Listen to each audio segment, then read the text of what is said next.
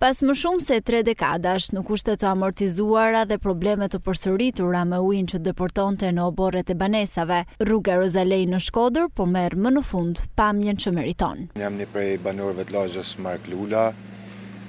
Unë kam lënë këtë lagje, qysh se jam ba me majt men, këtë lagje e majmen me gropa, me ujë. Si ma kesh. Falenderojmë shumë Bashkinë Shkodër, zotin Benet Beci, si ka vu dorë, jena shumë të kënaqur. Puna vazhdon me ritme të shpejta. Falenderojmë edhe firmën punëtorët si na kanë ardhur nim për çdo gjë. Jena shumë të kënaqur me këtë investim, vetëm të vazhdojnë me këtë ritme. Unë jam kësaj banori, kësaj lagje për 33 viteve, do të jam shumë i saktë.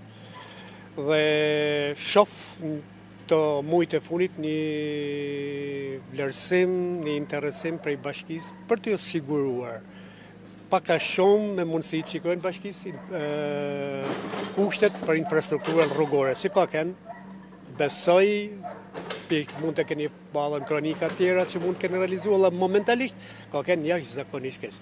Falenderojmë bashkinë si mas 33 vjeç në ranë mrapa këtë lagje se na kanë mrapa mecit ton Shkodrës në këtë vend.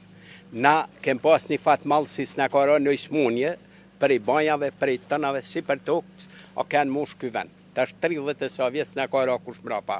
Në këtë zonë ka nisur punimet për rikonstruksionin e plotë të rrugës dhe degëzimeve të saj, një projekt që përfshin ndërtimin e rrjetit të kanalizimeve, asfaltimin dhe ndriçimin e mbi 1.6 km rrugësh të brendshme.